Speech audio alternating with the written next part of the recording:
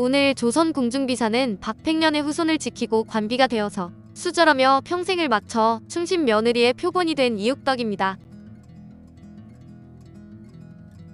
연려실 기술, 지사권, 단종조 고사본말, 정난에 죽은 여러 신하 가운데 박팽년에 대한 기록을 보면 공이 죽을 때 아들 순의 아내 이씨가 임신 중이었다. 대구에 사는 교동 현감 이일근의 딸인데 자청하여 대구로 갔다. 조정에서 명하기를 아들을 낳거든 죽이라 하였다.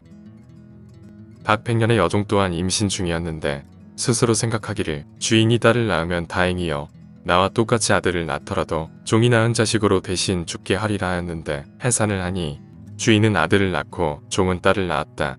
바꾸어 자기 자식을 삼고 이름을 박비라 하였다. 박팽년은 문종의 말을 잊지 않고 수양대군에 맞춰 어린 단종을 복위시키려다 사전에 발각돼 혹독한 고문을 당하다 옥중 사망했고 집안도 풍비박산이 났습니다.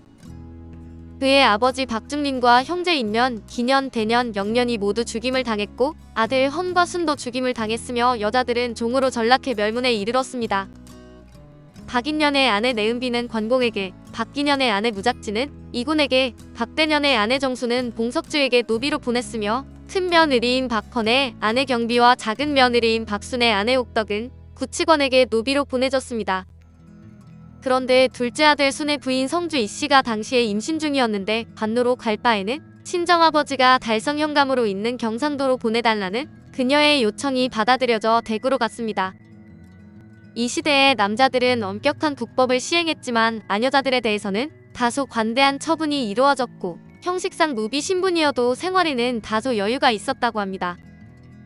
이옥덕은 이때 뱃속에 아기를 가지고 있었는데 아들을 낳으면 죽이고 딸을 낳으면 관비로 삼으라는 세조의 어명이 이미 내려져 있었습니다.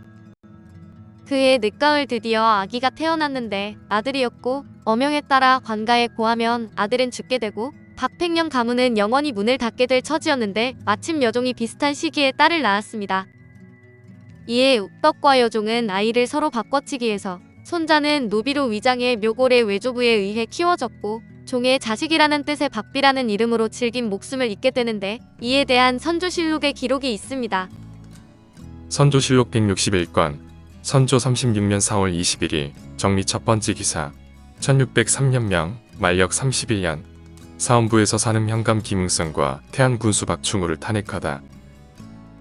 박충우는 문종조의 충신 박팽년의 후손이다.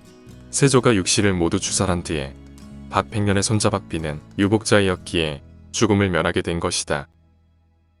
갓 낳았을 적에 당시에 현명한 사람을 힘입어 딸을 낳았다고 속여서 말을 하고 이름을 비라고 했으며 죄인들을 점검할 때마다 슬쩍 계집종으로 대신하곤 함으로써 홀로 화를 모면하여 제사가 끊어지지 않게 되었다. 박충우는 곧 그의 증손으로서 육신들 중에 유독 박팽년만 후손이 있게 된 것이다.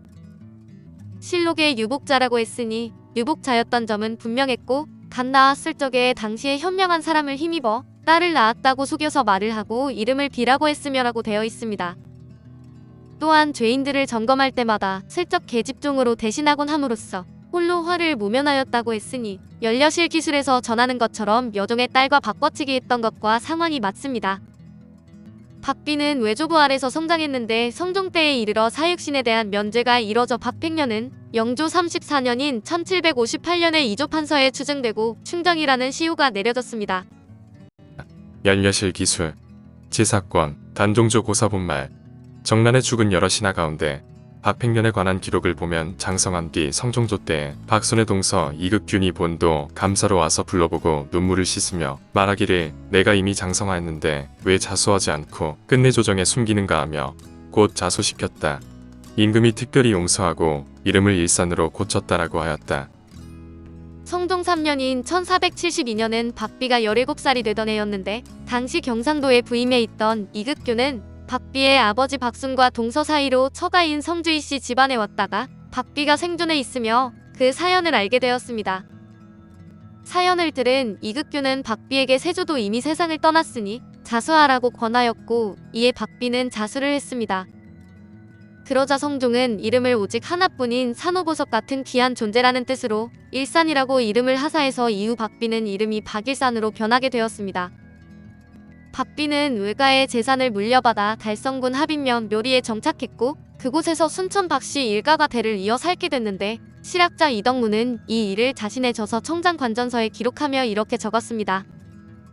평소 긴 수염을 늘어뜨리며 높은 관을 쓰고 대장보로 자처하다가도 어려움에 다다라서는 이 여종만도 못한 작가 그 얼마나 많았던가?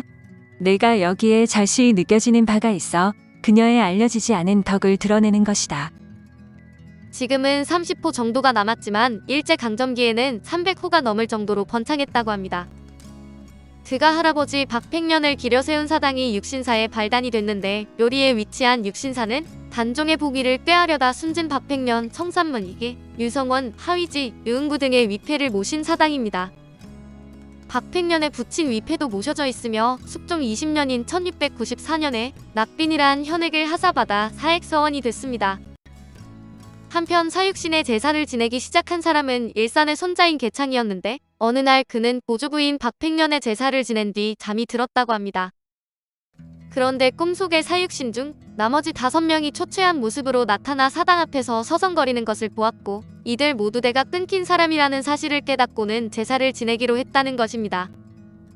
그리고 순천 박씨와 꺼창신 씨 가문에 얽힌 일화를 하나 소개하면 중종 반정을 주도했던 박원종이 중종을 옹립한 후 그 비인 단경왕 후가 신숙은 즉 멱적의 딸이라는 이유로 8일 만에 폐비시키고 사가로 퇴출시켰습니다. 이후 이 사건의 원한을 품은 거창신 씨 가문은 순천 박씨와는 혼인을 하지 말라는 전통이 내려온다는 설이 있습니다. 또 연려실 기술은 박팽년의 며느리 성질 씨 부인 즉 이옥덕에 대해서 관비가 되어서 수절하며 평생을 마쳤다고 특별히 기록하였습니다. 당시에 영모에 가담하여 관비가 된 여인들 중에는 권력자의 첩이 되거나 개가하는 사례가 있었는데 성주희 씨 부인은 아들 박일산을 키우며 절개와 의리를 지키며 살았음을 특별히 칭송해 기록한 것입니다. 특히 봉석주의 노비가 된 박대년의 아내 정수는 스스로 봉석주의 첩이 되기를 자청해서 이육덕과 비교되는데 여인으로서 삶을 선택한 것이 큰 죄가 되던 시절이었습니다. 이 이야기는 문혁들 조선 공중비사 남편을 죽인 원수의 첩으로의 삶을 택한 박팽년의 제수 윤정수에 자세하게 소개되어 있습니다.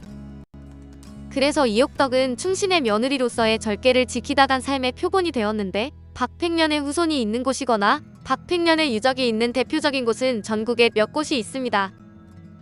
우선 세종시 전이면 전동면과 대전시 동구 가양동 이사동, 대구시 달성군 합인면 묘리, 충북 충주시 신리면 신청리 및 서울시 동작구 노량진동 사육신묘가 그것입니다. 이 중에 직계 후손이 살고 있으며 박팽년 유적이 잘 남아있는 곳은 대구시 합인면 묘리로 묘골이라도 불리는 이곳은 박팽년의 후손이 550년을 넘게 살고 있는 마을입니다. 이름부터가 범상치 않은데 후손의 말에 의하면 묘골은 묘가 많아서가 아니라 지역이 오묘해서 그렇다고 합니다. 오늘 조선 공중비사는 박팽년의 후손을 지키고 관비가 되어서 수절하며 평생을 마쳐 충신 며느리의 표본이 된 이육덕이었습니다.